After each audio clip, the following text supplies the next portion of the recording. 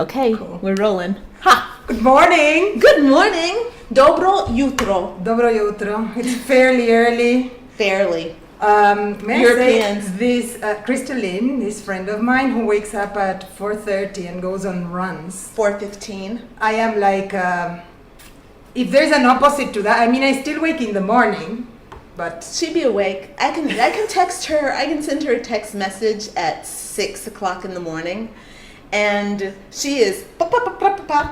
yeah. Well, today I was awakened by a storm. We had a huge storm today. Oh my huge. God! Huge. Water like a summer monsoon for an hour and a half here in Zagreb. Amazing. At the convenient hour of 6 a.m. so that I had a late night, and so of course I was awake. And you would expect everything to cool off after that, but that has just not happened. No. It is so damp and Hot and muggy, We are sticky, humid. and we're indoors, and we'll do what Argentine people do in the morning. We're going to have some mate. We're drinking mate. And yeah. And what are we talking about? Well, first we're going to talk about mate, because this is a very... Wait, we have to tell people what the video is about. What is the video about? I don't know. I don't know. Well, okay. The video is about this. Us hanging out Okay. at 8:30 a.m. Okay, so this is a hangout video. I think we'll find a topic of conversation. This, by the way, is Sonia Zivkovic. Yeah, or Zivkovic here in Croatia. Zivkovic. So is there a hyphen? Je- I mean, a cup over the C? Yeah, not a cup, but Oh, a click. That Okay. one. A click. Zivkovic. Zivkovic. And this is strange, because I grew up in a country where people could not pronounce my surname. Not Zivkovic, but also not Zivkovic. Right. We say Zivkovic, not Right. even Zivkovic. Yeah. Nothing. I think that by the time my teachers would get to my place on the list, like bottom of the list, they were giving up. They would go, Bottom of the list on the school roster begins with Z. How many people do you know in the U.S. whose name begins with Z? it is in Argentina fairly uncommon, but I Yeah. have a friend whose surname is Walsh, and the list would go blah, blah, blah, blah, Walsh, Sonia, like people would not even try. Oh, yeah. I mean, they see all those consonants and you're like, okay, I'm not doing And this. then it ends I'm with not a doing C. this. Sonia is fairly straightforward. And it ends with a C, which is very uncommon for us also, to see the word a name or a word ending with the word letter C. We don't do that so often. And I fear, In a name. in Argentina, people who are fairly educated, they understand this is a foreign, half of our surnames are foreign, right? Okay. And so, In Argentina? in Argentina, like Okay. say the most of the population has Spanish or Italian surnames. Oh, okay. So Polish surnames, my surname, British surname. Some of them are more common than others. Yes. But we truly are a country of immigrants. Yeah, I wow, mean, we amazing. weren't, but we made it a country of immigrants like you guys did in the north. Amazing. We pushed our way there. Not me personally. Yes. So anyway, this is fairly uncommon, but people who know, if this is from Yugoslavia or somewhere there, this C should be ch.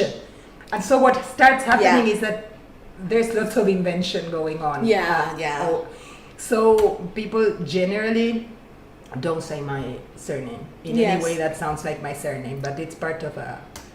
Well, I think that it's important that I say your surname properly. Zivkovic. Because number one, I like to say people's names properly. I like to respect a person's name.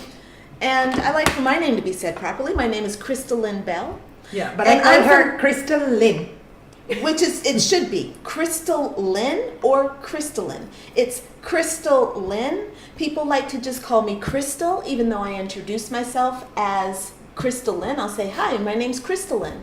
And they'll say, oh, hi, Crystal. And I'll be like, oh, okay, we just got formal very quickly. Formal? That's Informal. We got very informal very quickly. I remember when we met, you told me your name, and then there was a 2-hour half meeting or something. And then I went to you and I said, I know you're not Crystal. And you said, well, some people call me Crystal, it's not your preference. That's what you clarified. So how could I call you Crystal?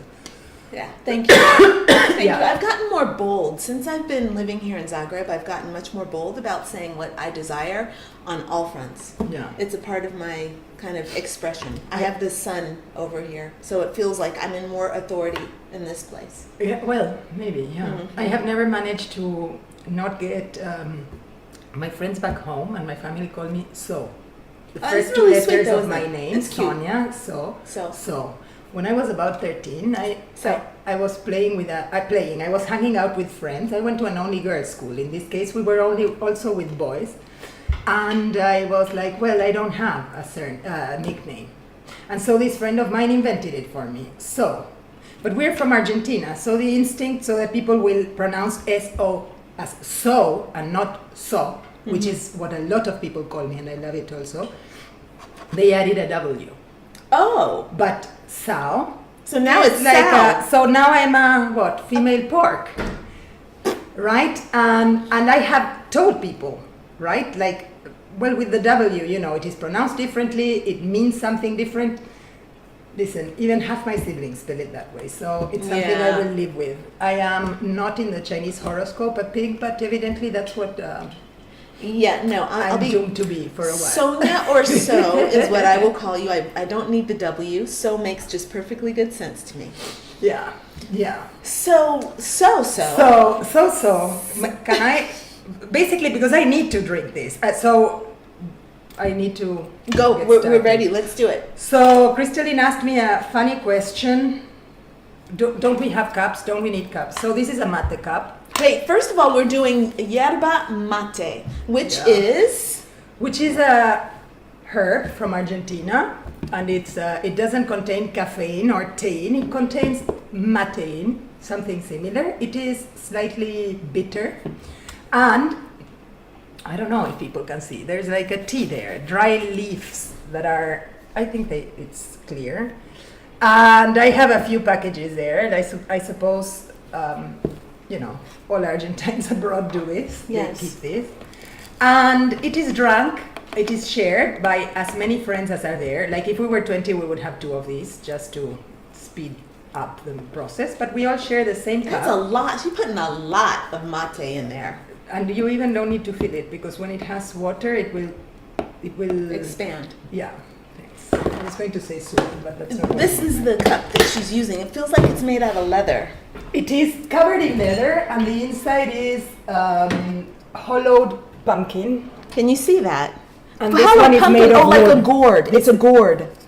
Look at how So beautiful this one's these made are. of wood, so it's carved out in wood. This one is the real thing with hollowed pumpkin, and that one's covered in leather, and this one in leather, and it has some, I don't know, this would be a typical gaucho motif. And both Wow, these this is mate cups actually wood were inside. It's wooden presents. inside. You can't see that, but this is so cool, and it's very lightweight. It's a gourd. And then there's the straw that's metal. Look at how I pretty her prefer straw the is. ones that have This this way. type of bottom, Ah, right? Because, well, they prevent the tea from coming into your mouth. You don't want that to come to your mouth. So yes. this is like a sieve or Yeah. percolator, and then you have this that can get hot. This one in particular has some stones. It was a present from my wait, sister. can I see it? Show it up Of close. course you can. Very pretty. It's got like shell, like alabaster, and then some glass beads on it. Okay, hold on. Yeah. And this would be hold the on. plain ones. Sorry. Whoops. Can you see? I'm trying to make you see it. I'm not doing a good job. There we go. Not good at all. Okay. Never mind. You can't really see the detail. And I thought iPhone was going to be my friend. But you can see that pretty blue sparkle. Yeah, I think we can. Yeah, it's pretty. So I like little detailed stuff, by the way. So this is what I'm doing, and all the powder will come up. It's on my hand now. And this is important because otherwise the powder will block this. Oh, I have pre-boiled, we're doing like cooking shows. I have pre-boiled, not boiled, almost boiled the water. And also it is so hot that we don't need this to be boiling hot. People do this while they're studying, while they're working. In Uruguay, people walk. When you see now what it implies, that people are doing this while they are walking and shopping. They will bring these thermos, we joke, your way, and people will have it under their arm, and they're doing this in the street. Oh, You will all see what wow. it is. Yeah, it's funny, but because they're my favorite people in So the when you world, when we're you cool go with to them. Argentina, you will know what to look for. Well, there are lots of people who end up buying these. These can be made in silver. This is a fairly beautiful but not overly expensive thing. They are carved in silver and gold. They're very luxurious ones that are Wow. part, of churches' treasures, or our gauchos were our cowboys, right? But they were renegades also, going from place to place to place, working on as hands on farms and moving cattle from place to place. Their way of carrying their money would be to add it to their belt or to the reins of their horses. Like, they wore their money. And then when they were at hard times, they could sell a coin from their belt or this type of thing. So they can be very, very ornamented. It would be like a typical presidential present or stuff like that. Very cool. And then you just stick this. so when you it's go a to bit damp. you Sorry. stick it in the bottom? I mean, you just stick it down in there? Of course, how are you ever otherwise going to I drink don't this? know. And so this is it, guys. The tea. This is it. And that's it. I drink until the end. At the beginning, I'm doing it short. It is a bit hot, but not terribly hot. Oh. The water is not supposed to boil, and so I drink it until it's done, and you'll hear it. And then it's your turn. The same person is doing this, which in Spanish is called cebar. And so you pour it for the next person, and in this case, it's 2 of us. But if there were 5 of us, it would come back to me empty. I fill it, I give it to the next person, and so on and so forth. Yeah. This is really cool. And I love how I get, as the second person, I get the backwash of the first person, What's the backwash? the spit that comes back down the Yeah, well, there's been studies done on that because it freaks some people out. And may I say, not generalizing, but my American friends are grossed out by, the people of the culture of double dipping. For us, double dipping. All right, so describe the flavor, but you'll do a lot better than me. Go for it. Wow. I will not Okay, do it. so this is very bitter. I did not expect it to be quite so bitter. I used to have mate back home in the US, but it was, I would not have an intense mate hit like this. Because I would never put this much. You put a lot of mate in this thing. You put This is how it's done. It needs to last for this. But the person pouring the mate, you may notice, it's hard to show this one without throwing it away. You cannot make all of the yerba wet. The art is to pour in such a way that you make more wet as the one you're using gets washed. Oh, okay. So this should last for this amount of water for both of us to go back and forth. Okay, I want to show you, so I'm going to adjust. I don't know if you'll be able to, but go for it. Okay, let's see. If you can see that the mate is not dry. I mean, it's not wet. It's mostly dry. And all the liquid's at the bottom. She poured into the corner. So that's how it works. It makes sense. What you're saying makes sense, girl. So yeah, that's it. Yes. And so Oops. people think, oh sorry, No. people do think it's very bitter. And the other thing is they are grossed out by sharing of the straw. For us, it is. I think that I need to put you back in the picture. Well, hold right? on. Let me just. I can do it. I think I'm okay. Actually, Okay. I feel like So- I'm in. Is it okay? Yeah, I think you are. And we need some extra light there. Maybe up a little bit so it's actually on my face. Sorry. Where is your face? There. Up here, There you go. but actually aiming it at me. Yeah, I think that might work a little bit better. So there was even studies that show that there's no case in which any bacteria has been infected by sharing of a straw. It's as if mate brought with it the immunity you need in order to share this with strangers. I have shared mate with people I had breathed the same air with 2 minutes before. Woo! Yeah. That is some strong stuff. I have to say it's very strong. I did not expect it to be quite so strong. I'm going to have more. How about you? I can offer again when it is a bit more washed. I would probably need more backwash. So this is us. This is our one of our customs. Yeah, And it would be, for instance, very offensive if I am offered a mate and I go wipe the straw and then drink. This would be seriously, why are you even doing that? Yes, I'm not really sure. I don't personally have an issue with sharing a straw with you. I don't know that I'd want to share a straw with just anybody, just because I don't know that I want to have anybody's spit. I mean, in the Hindu tradition, they have this thing called samskara, and you don't share people's straws. And when it comes to things like food, this is just in the Hindu Sanskrit tradition. The idea is that everything you do, everything you touch is energy. And it's a transference of energy. So if you're sharing a straw, you're sharing someone's energy. And, if the person is unclean, and energetically, it's not even about bacteria. Obviously, we're dealing in India. They have a different kind of perspective of what cleanliness is, what bacteria, how to maintain bacteria, or to not, to erase it. And the idea, though, is more about, the exchange of this samskara, this energy that is attached to using someone else's. Using someone else's object, wearing someone else's jewelry. You would never do that. Wearing someone else's clothing, you don't do that. Unless you want that person's energy. If you want all their issues, then you would do that.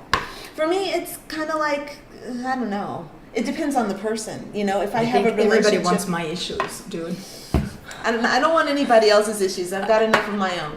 But I don't mind sharing energy with you. We're friends, Yeah, I'm just pointing at the window because you cannot imagine how much it is pouring with rain. It was sunny 20 minutes ago. Yeah, it's kind of crazy. It's coming and going, and it was beautiful yesterday. It's so really, beautiful really and hot. storm. Yeah. So, and then talking about saliva, because I realized that in my mind this is the topic that I'm moving to. What you said about sharing energy, how in China giving jade or these jade figurines on the red strap. Mm-hmm. I didn't know, I learned it when I lived in China, that actually when you gift somebody this, you are supposed to have worn it because you are gifting them your positive energy. Oh, isn't that So lovely? in this exchange of something that has been worn, that made jade giving a lot more significant. Yes, absolutely. Because, living in China especially, you think, oh, these cheap souvenirs, who wants this, whatever. But then it has this thing where you're saying, look, you are carrying me close to yourself, or put it somewhere, you can hang it on your bed. I don't expect people to wear this type of jewelry, it's personal what you wear, but I loved how the gifting of energy. And then when you say about sharing saliva, I am the third of 6 kids. And my mom would, you can imagine, often feed us like this, people. 1 plate, 3 mouths. And that moment when you go like, eee! And my mom would go, and this is famous in Argentina and in Croatia, my mother's phrase that's like, siblings have the same saliva. Like, fuck it. Don't give me this crap. Right, yeah, I could imagine. Siblings have the same saliva, so this is what, we you learn how to share early. Yes, It kind of get grows it. you out.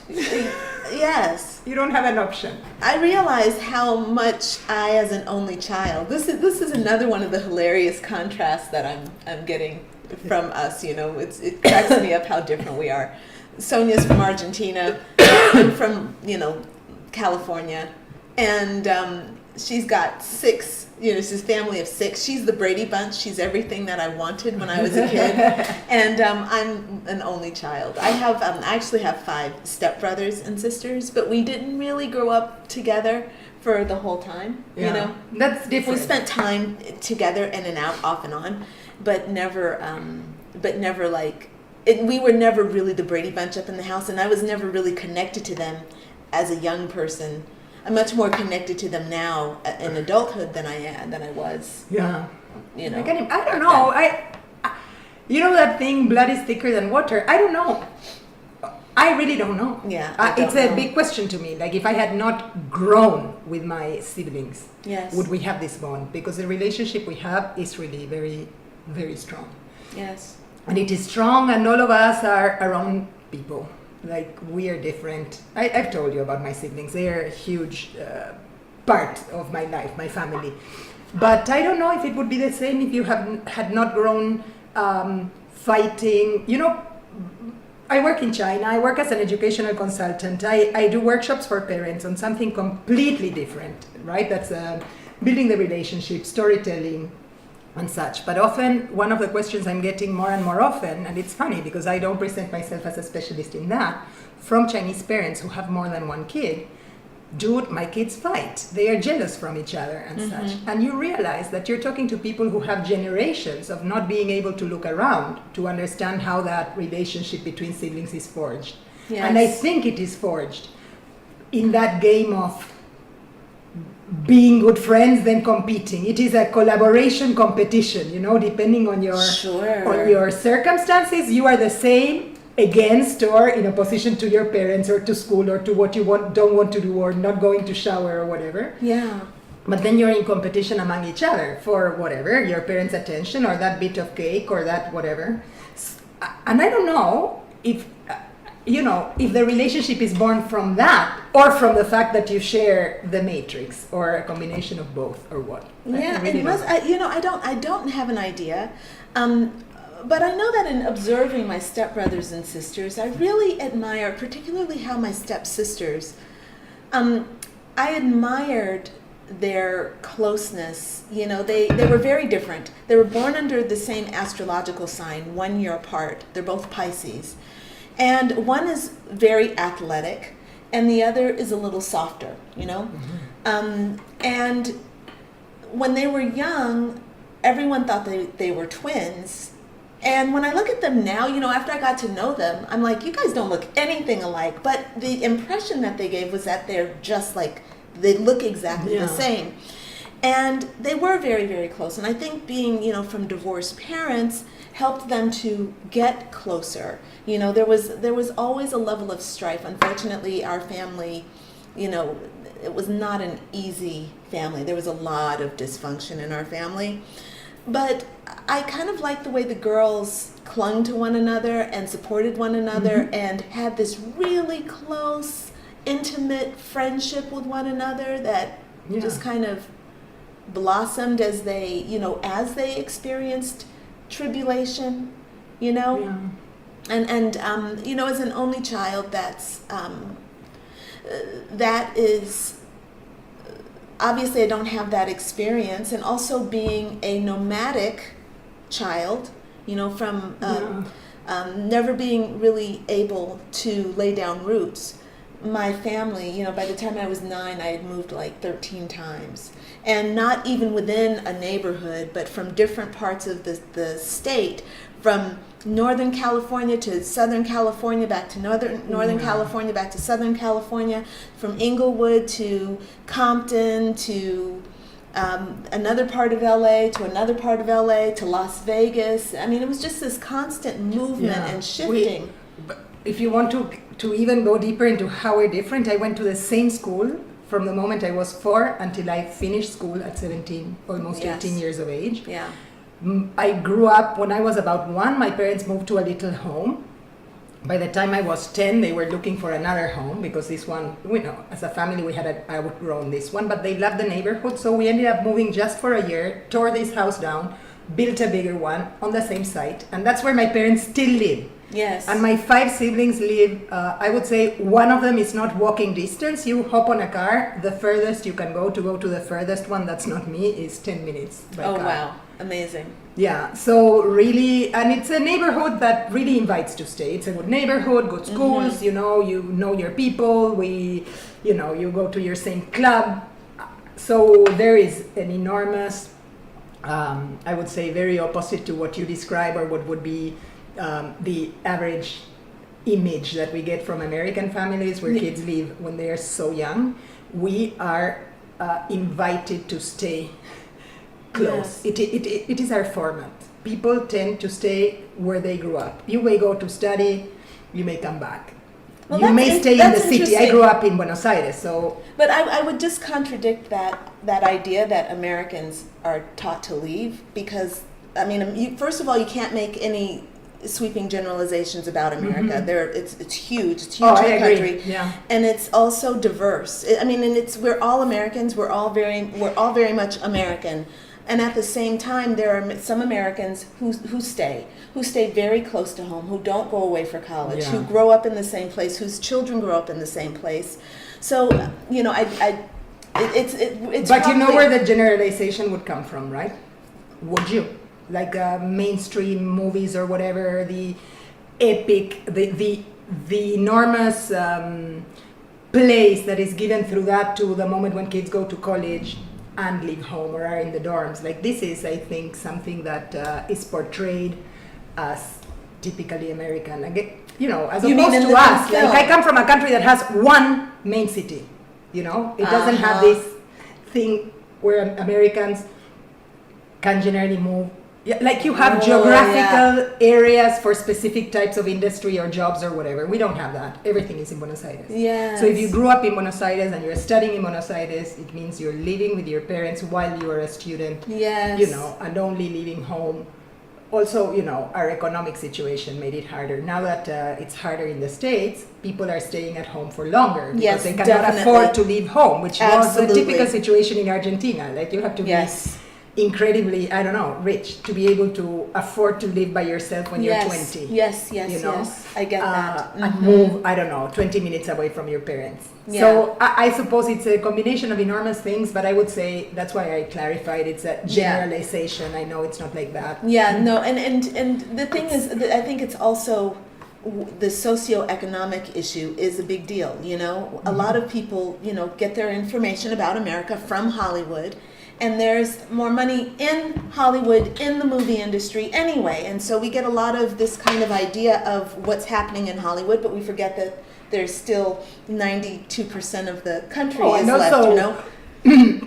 That New York or San Francisco are not representative of America as a whole. Right. No, this part I know. Yeah. But it makes me think about, like, you know, this kind of way of bonding with people. Are you okay? Yeah. You know, my back hurts still. Back is still hurting. Yeah, back is still a problem. It will be for a while, but I'm good. Okay. So with this idea of being kind of nomadic and, you know, being an only child, again, looking at our differences, here I have an only child, and my upbringing was one that was not affirmative of my existence in the world. Yeah.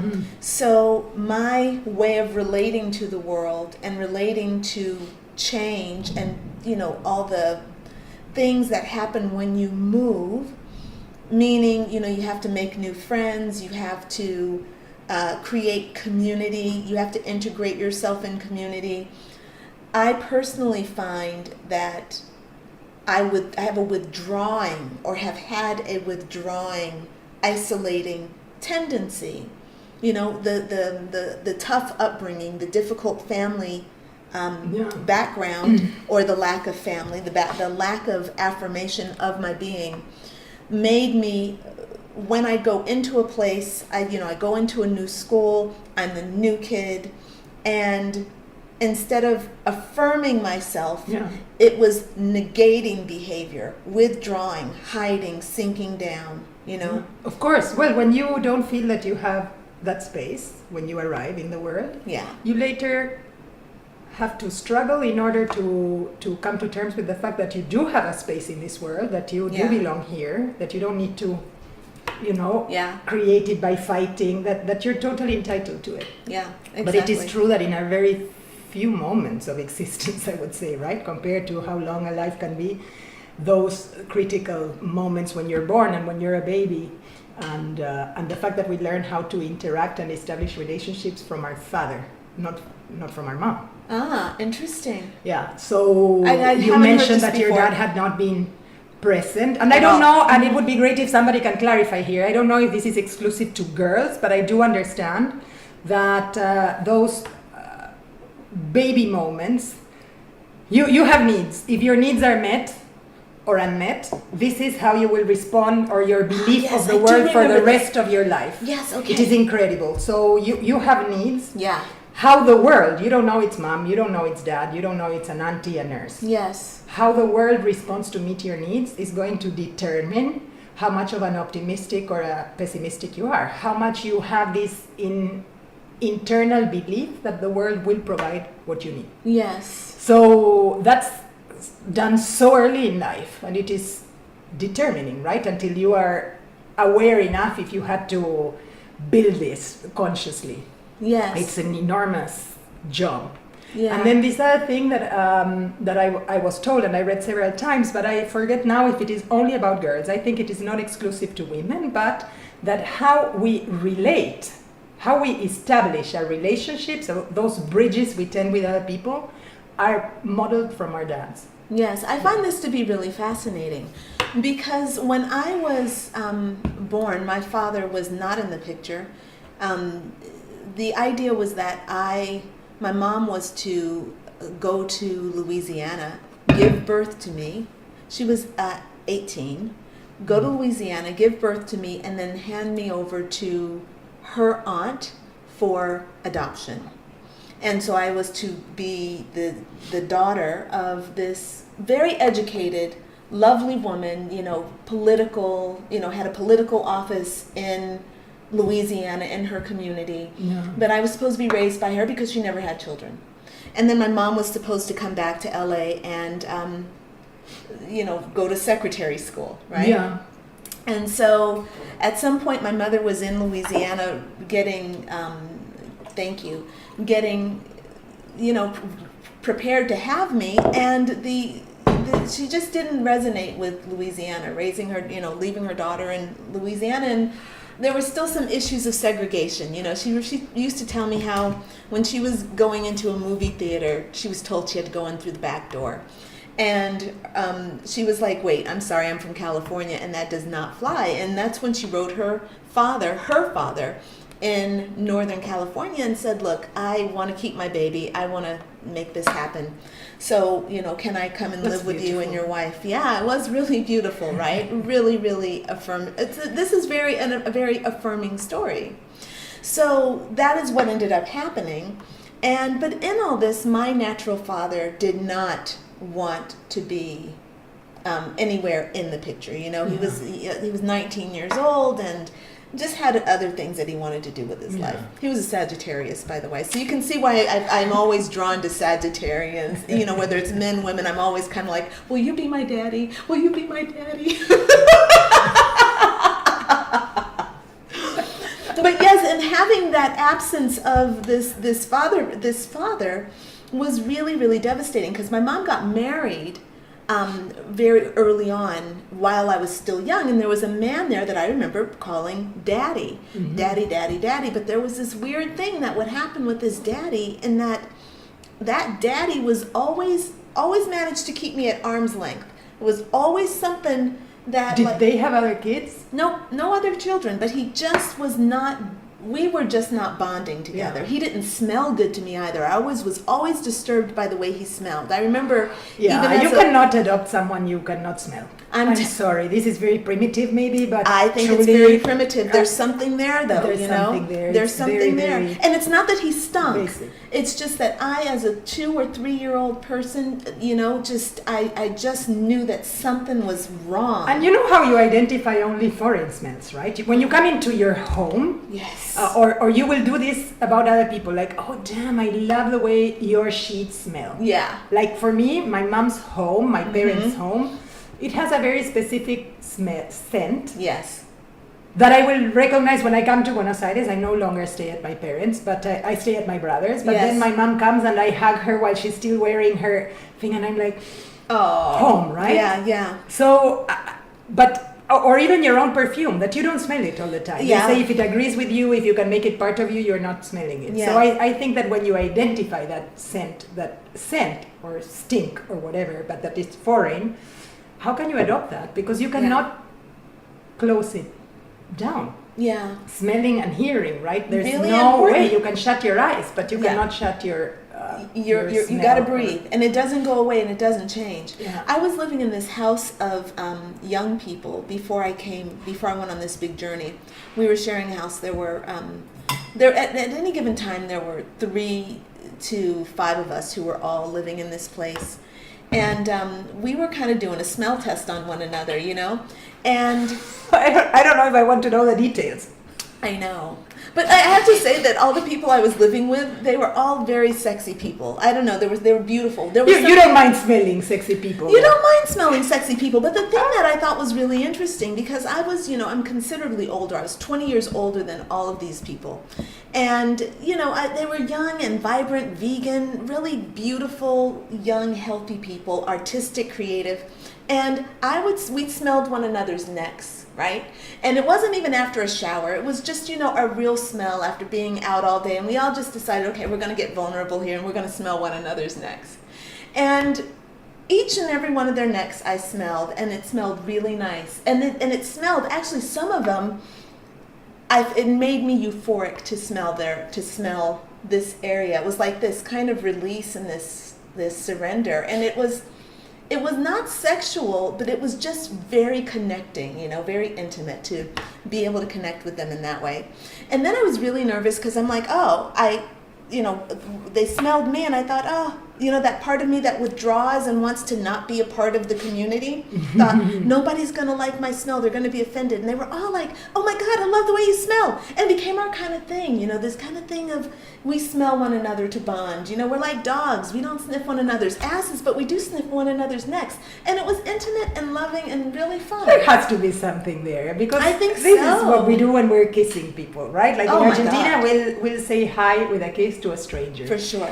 Anytime I'm back from Croatia, I blunder everywhere, because here in Croatia people will kiss you, but they're also shaking your Yes. hand. And I'm like skipping the hand, going straight for the kiss. Yes. On the wrong side, it is a freaking mess. I It know, is not almost sexy. made out with It is somebody like the yesterday. worst. It's the worst clumsiness, and you're like, okay, people, I've been living here enough that I should get this by now.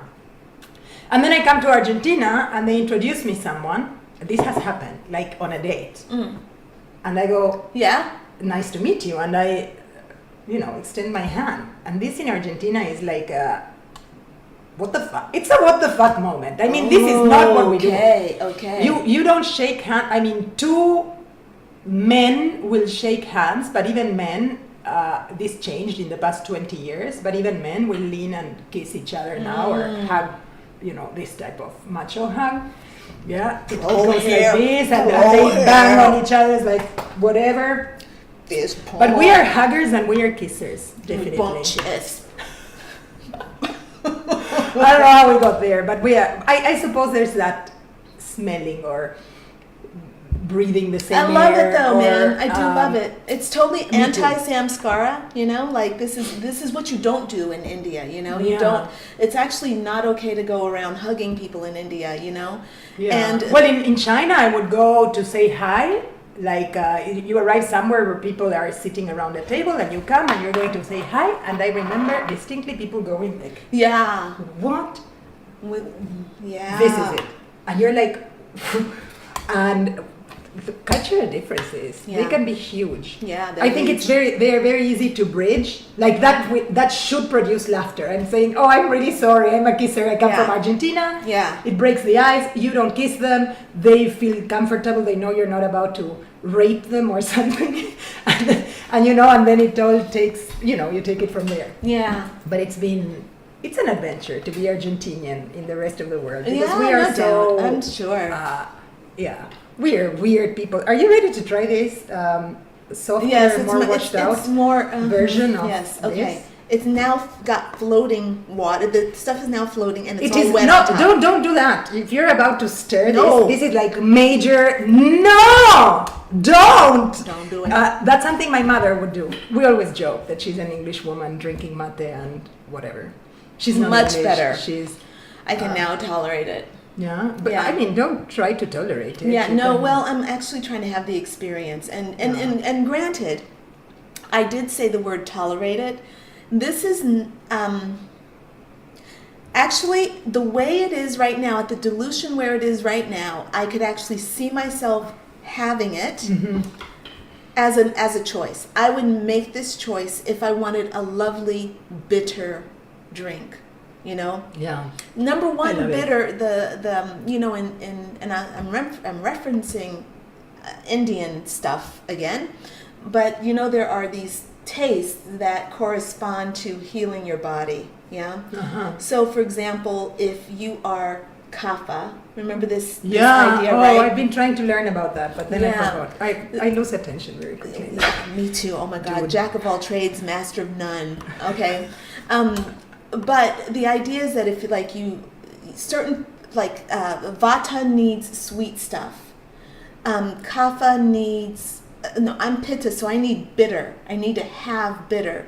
This now is appealing to me, and I can actually feel it resonating within my system, making me feel Yeah. good. Is it making you? You told me that it picks you up like caffeine or Yeah, something, but mhm. you haven't drunk enough, right? Not yet. For that to happen. But I feel sharp in my mind, which is probably. a Oh, good- I'm sure that's the mate. Other times, like you haven't been sharp. So yeah, it's definitely great. It feels good on my tongue now. Yeah. Much better. But- And the flavor, okay, so the flavor is definitely bitter and round and robust and nutty.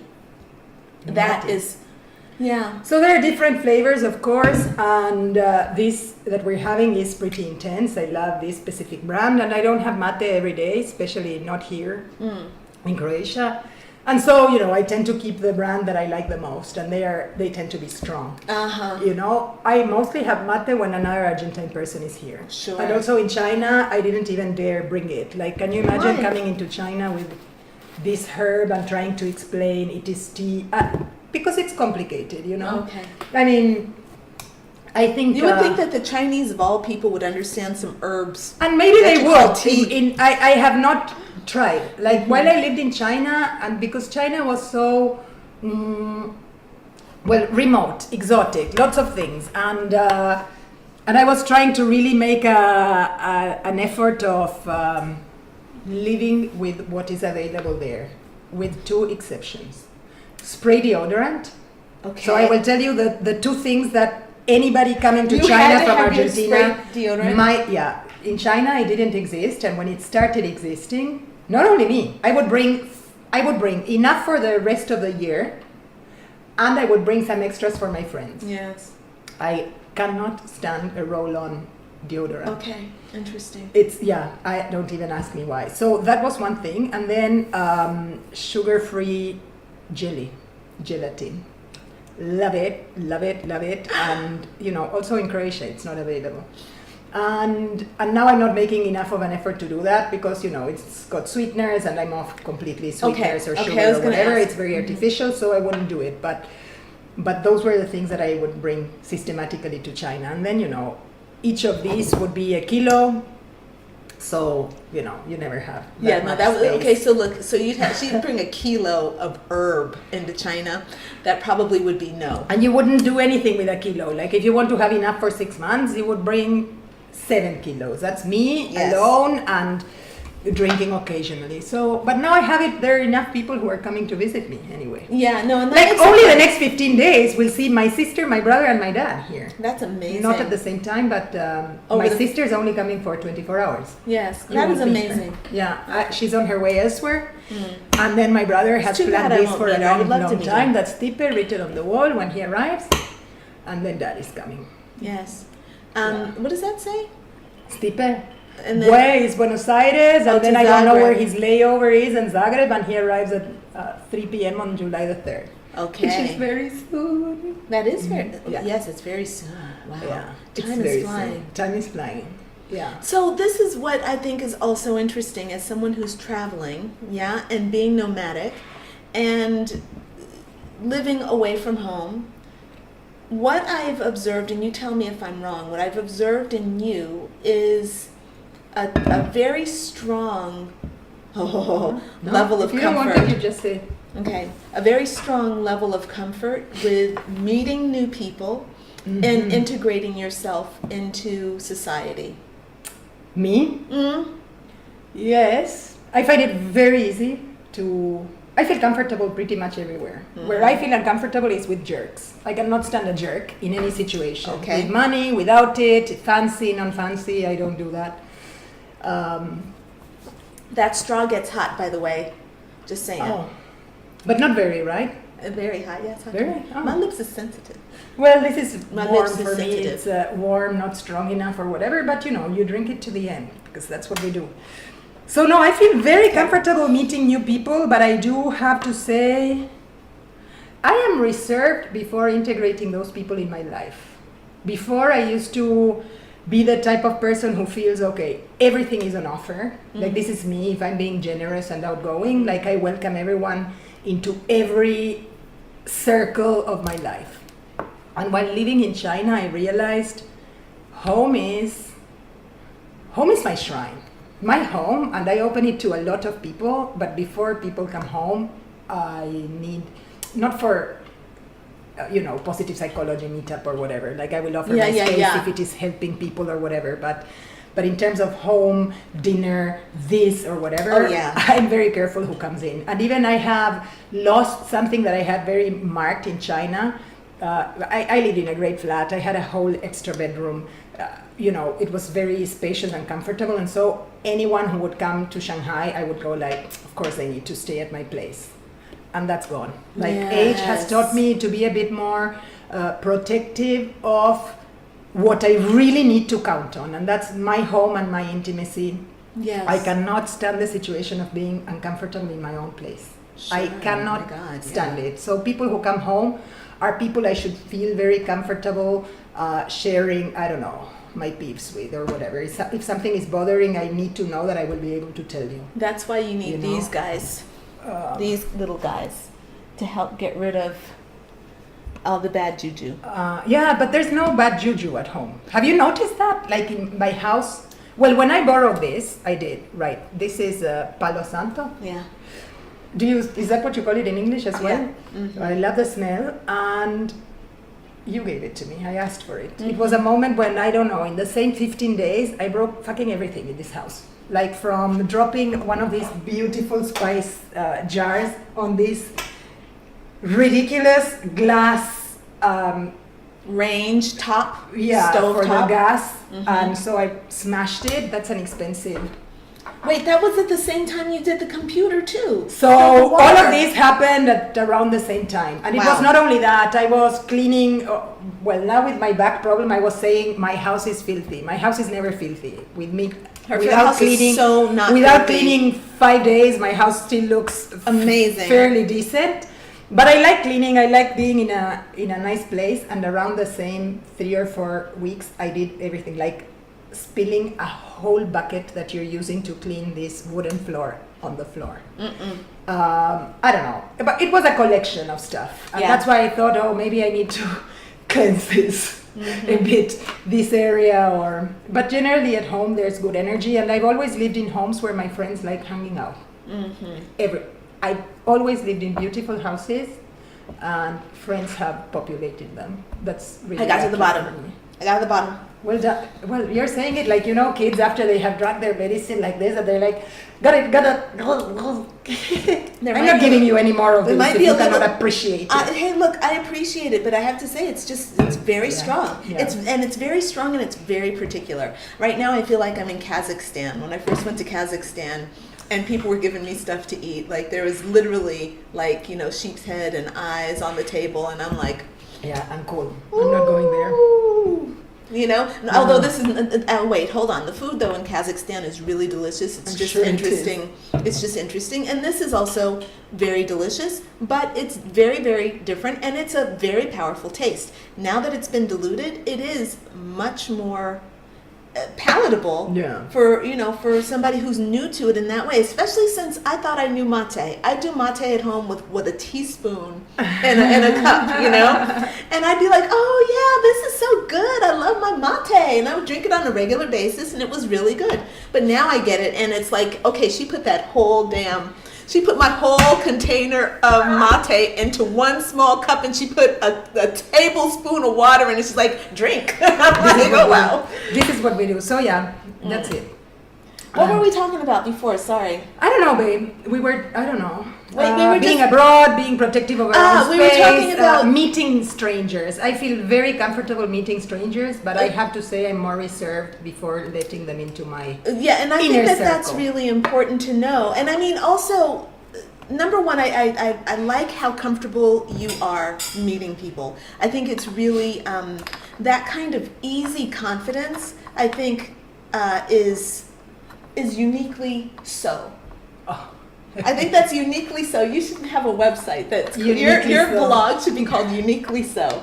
Yeah, and even when she was doing her TED Talk, if you've not had a chance to watch Sonia's TED Talk, Oh gosh, she did. I felt so uncomfortable.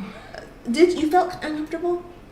Yeah. Well, most Okay. people tell me it doesn't show. I No, was it doesn't show at all. Stiff people, like with fear at the beginning. I Okay, know when but- I relaxed, but So I the was way it came off was actually as poise. That was my perspective, and I'm critical. I'm critical because that's my job. You know, for my Yeah. friends, I'm the self-appointed. You know, I'm gonna tell you what you need to know for my very, very close friends. I Yeah. do that for, you know, I can be much softer with other people. But for me, the TED Talk was really, really poised. And the thing that I was really, you know, watching Sonia at, she invited me to go to one of the last meetings, the last rehearsals for the TED Talk. Yeah. And she was there with all the other Zagreb professionals, you know, the Zagreb movers and shakers, and they all spoke, you know, they're all Croatian, so they speak fluent Croatian, and Sonia's Croatian is not fluent, but I think she speaks good Croatian. She speaks it well. I speak great Croatian for people who don't speak Croatian. Right, okay, so for me she speaks Yeah. great, but either way though, it wasn't slowing her down. And it did not stop her from being fully engaged with people in the group. Now, I was just having this conversation with, I can't even remember with whom I was having the conversation, but the conversation was something like this. Oh, actually, I was having it with my French friend, Delphine. Delphine speaks French here in Zagreb. Her Croatian, she speaks it much better than me, but she's a beginning Croatian speaker. She cannot have a conversation with anyone in Croatian. Her English is very, very limited, so she cannot have a conversation with people in English for more than a few minutes. And what happens when you're a foreigner in a foreign country and you don't speak the language is, you know, and you're in a group setting, tell me if this has happened to you, but for me, there's a point where I'm engaged with people and they're talking in English with me for a while, but the moment that there's a lull in the English conversation, then Croatian language comes up and people are now talking in Croatian. Mm-hmm. Now, for a minute, I can be there listening, just kind of watching people, you know, going back and forth and trying to just follow the sense of the conversation with, you know, without having an ounce of the language. You know, I'm going to pick up dobro every, you know, here and there, but that's it. So what happens is I start to withdraw and it makes me become very small within myself. And Delphine was saying the same thing. You know, she's like, it becomes very fatiguing energetically. Oh yeah. You start losing. Exhausting to try to keep that level of attention. It's exhausting to try to keep My that. cousins don't understand it. Yeah. It's exhausting. They're like, because they switch to Croatian, and I would say I understand. Okay, if somebody's talking to me, I'm at a point where I can understand, Sure. especially I can ask, so we can navigate a whole conversation Absolutely. about pretty much anything. I'm at that point in Croatia, Yeah. where people understand everything I want to say, because of course I am speaking wrongly, but they can get it. Yeah. When they speak, it is a bit trickier to understand, because they are conjugate, and listen to this, nouns, adjectives, and like it is such a complex language. You And conjugate nouns, you conjugate adjectives, you Yeah. have to have subject, verb. I mean, it's just really, and then it has the added layer of slang. Croatia is this small, it has I don't know how many dialects, the speed at which people speak and everything, and then also the fact that people speak fairly good English. It's Everybody very speaks easy very to good establish English, your yeah. relationships Yeah. in English, have great conversations in English, so the opportunity for practicing Croatian diminishes. Yes, absolutely. Now, what happens to me, I get together with cousins, and I'm the only one who doesn't speak Croatian, but everybody speaks great English. We start off in English, and there's always a moment when the conversation will switch to Croatian. Always, invariably, and possibly 15 times during a dinner party or whatever. And so I try to pay attention, but it's very difficult. By the time I can elaborate the comment I would make, the moment is gone. So I cannot really be participating. And then there's someone who notices I switched off. Yeah. And this also becomes awkward because they feel they have to translate everything that has happened. And I'm like, guys, just go with the flow. You're speaking Croatian, I will understand what I can, contribute what I can. But I am also comfortable in my thoughts. Yes. It does make me sometimes, especially when I first arrived, because I didn't understand anything. Yeah. And it did put me in that space where, for me, it would be invisibility. Yes. Where I feel, okay, I am not here. I'm not part of this conversation and I am not here.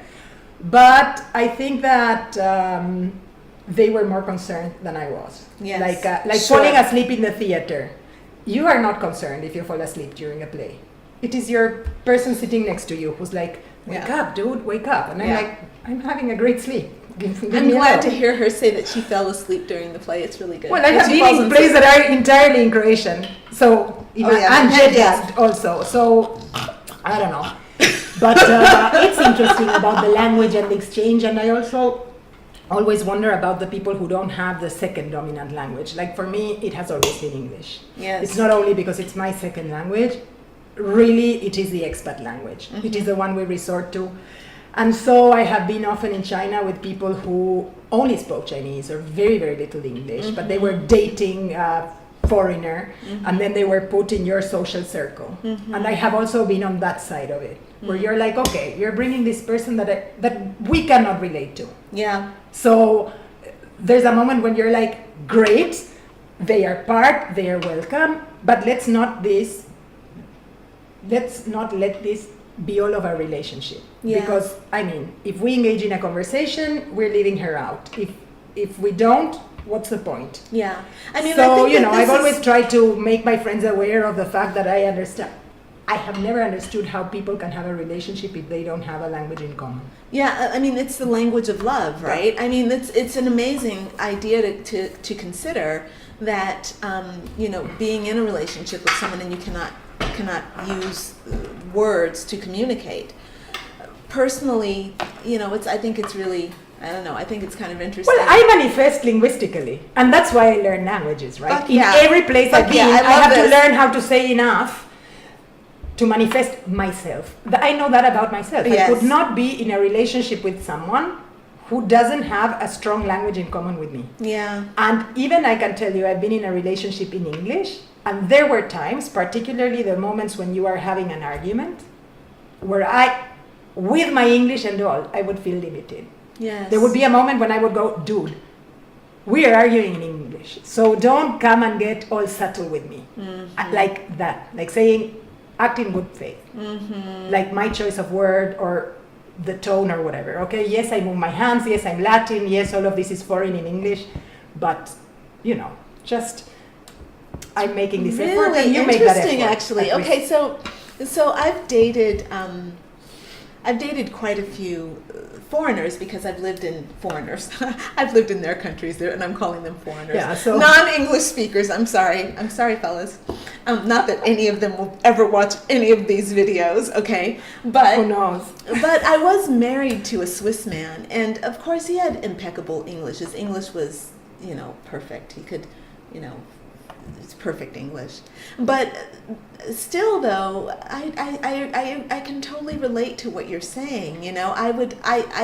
I manifest. I love how you said it. I manifest linguistically, and for me, the spoken word is a manifestation. It's what I'm putting out in the universe. I'm shaping the universe with words. I write a lot. My blog posts are long because I'm. Thank you, but they're long because I'm. Words are my extension. It's how I extend. If I didn't have that with a partner, and I'm also, I need to be told that I'm loved. You can give me gifts if you want to. You can You can give me gifts, you can give me whatever, you can, show me, you can do acts of kindness for me, but all that doesn't matter unless you Funny say that the you words. went with Sagittarius, because I don't know about other Sagittariuses, but I know about me. What? That I manifest my love for people through my presence, and I have been in You relationships. mean gifts? No, Through being your being? present, Yeah. conversation, being. Yeah, but with you each other. manifest with words as well. Yeah, but You I'm show not a up through- typical person who's saying, "Hey, I love you," or especially not in relationships. I Yeah. don't know. I have been with guys who needed more reassurance, and I'm like, dude, Oh, I feel that I am in you. here with Okay, you. I feel that I with am you. traveling with you. What other She's right. reassurance do you need? I cannot offer further reassurance that, I'm giving you my all. That's really interesting. This is it. What I- else do you want? I get from you. I feel the love from you in your presence, but I think that we established that early on, and I think it was because of the words you said when we first became friends. Yeah. What you kind of said. What did I say? Well, what I got from you, what she said was, if I didn't like you, you would not be here. You Oh, yeah. said something to that effect. And I heard those words and I took them to heart, and I said, you know what? She ain't lying. She is not lying. She is not going to do shit with you if she does not want to be with you. If she doesn't want to see you, she's not going to pretend and be nice. She's not going to hide anything. I mean, I can do it professionally. I can And be professionally. I can hospitable. pretend. It's not that I'm pretending to like someone, but I can put myself in a situation that's removed from my emotion or my. I think that I can be pretty objective. It's one of my strengths as a businesswoman or as an advisor. But socially, I opened my house for some meetups, and I have struggled.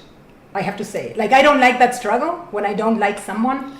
There's something. I'm like a cat. Mm-hmm.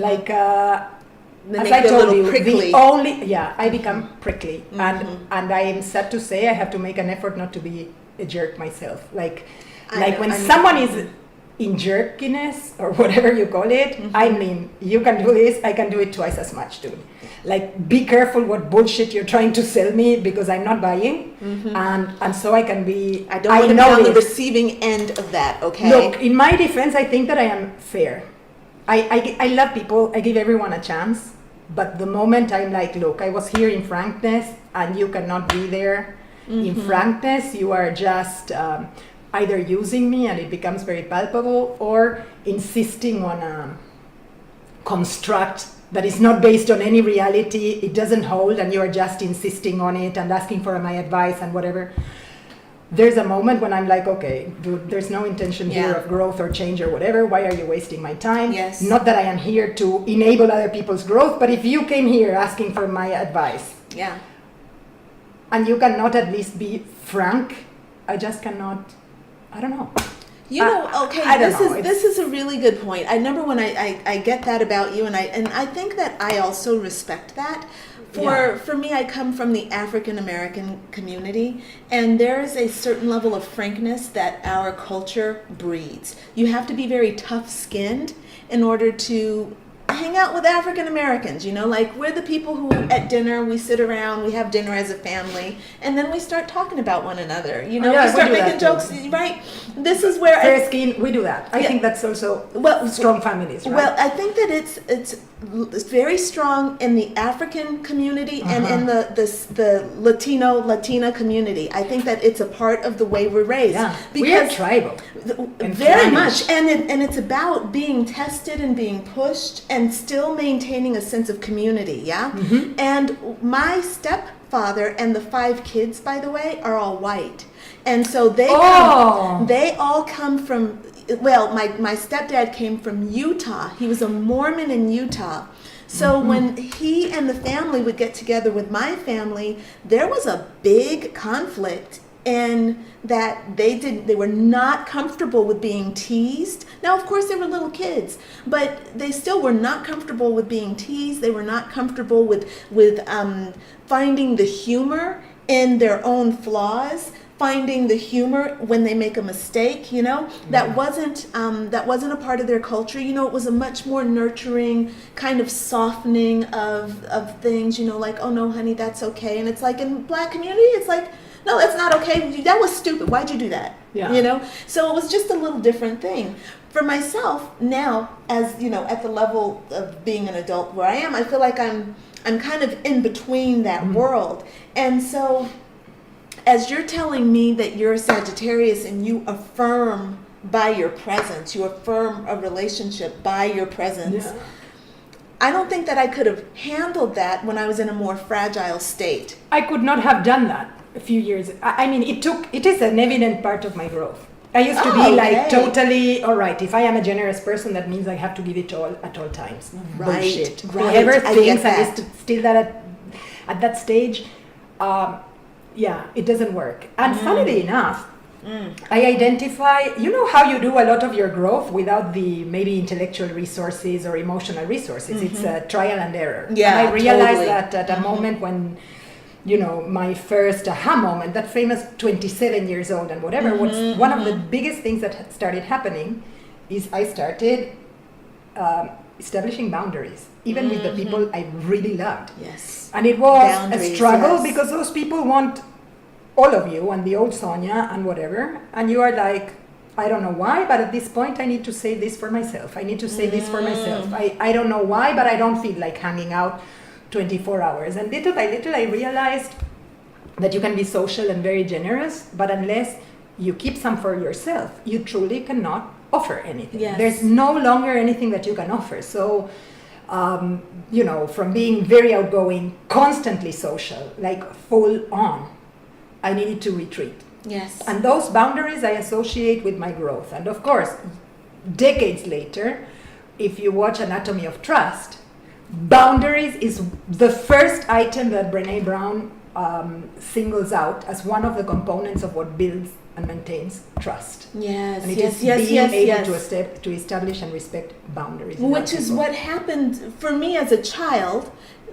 There was no ability to establish trust because my boundaries were constantly overstepped. Yeah. So I was given boundaries. You cannot come here. You cannot go there. You are not allowed. But there was a constant overstepping of my boundaries. And when I was wanting to say that I need time, I don't want to do this, there was a corporal punishment. There was some kind of a restriction. So what I had to deal with, and one of the reasons why I found myself utterly depressed as an adult, was because every time I wanted to assert myself, as a child, I was not allowed to assert myself within my home. You know, out at school, that was a chance for me to do it. And sometimes, it was trial and error at school, and I had to be subject, I was getting taught by my peers. I was getting taught by my teachers, Yeah.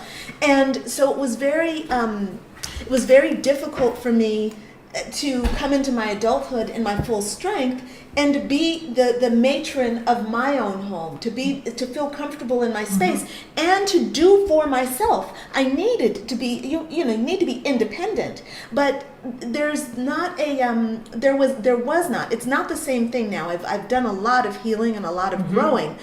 But there was this thing where I was giving myself away all the time, and I didn't know how to not only establish boundaries.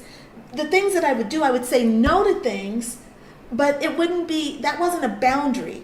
The word no is not in and of itself a boundary. It can be a limitation. And for me, what I was saying is no as a limitation, not no as a boundary. When you say no as a limitation, it's a defense mechanism. When you say no as a boundary, it's an establishment of your authority in the world. And there's a big difference between those things, Yeah. So I'm finding that right now, and one of the things that I really respect and appreciate about you, because I do see you as a mirror, as much change and difference as different as we are, I'm still very aware that you are my mirror. Yeah. And you're holding up the Vice mirror versa. of authority for me, where I don't have to use my words to express my love for a person. That I can simply, by my presence, say that I'm here. Number one, just my presence, and this is something I'm trying to teach my clients, at my presence alone means that I am worth supporting. It doesn't matter what I've done in my past. Yeah. My presence as a human being is worthy of support, healthcare, education, fresh water, and a roof over my head. And not only that, that has to be enough for the other. It has to If be enough I for am the not other. enough for you, then there's nothing that will be enough. Yes. And this is an understanding, right? Also. We're back. We don't know where we left off, actually. But I'm having a bit of a giggle, though. yeah. Yes. I'm having a bit of a giggle just because that was the funny thing. My iPhone ran out of storage space, and I have so many videos on this little thing that I just, But I'm like, oh, that's great. We need to wrap it up anyways. Because We it's do, about yeah. an What hour. time is it? Like, Oh. you have to leave. Okay. Also. It's 10:20. So anyways, we just came in to wrap it up. yeah. We touched on a lot of different topics, and I'm sure that, like all conversations, many will repeat. Yes. So Yes, yeah. and we want to make sure that you are in our Facebook community. It's called Sonia and Crystal Lynn's Nomadic Wisdom Community. And it's really important that you join us because... No, because you're halfway there. Okay, so that we can have conversations with you, and that's what we're looking forward to doing, right? So we have our first retreat coming up in May of 2018 in Ferrera, Spain. Mm-hmm. We are planning for that. We'll give you details. It's a transformation retreat. We'll be talking about that, and I think that's it for now. It for today. Yeah, I have to get to work. Yes, me too. All right, So guys, stay well. Tell us your thoughts. It's been interesting to hear what you have to say and what resonates we really with you. appreciate the from feedback. these random conversations. Yeah, the feedback has been really, really, really good. Like, you all are writing some really deep comments, and that has been stimulating. But we'd love to have you writing your deep comments in our group so that you can interact with the other people who are having these comments. Right now, I've got videos out all over the place, and so people are writing comments in my 20 different groups. So what I want to get everybody to do is to come into one group, the group that we share, with each other. and then we can share with one another and have a real sense of community and start building strength around these ideas and going a little deeper, but doing it together. Okay? All right. So thanks so much, and bye for now. Bye. Bye. Bisous.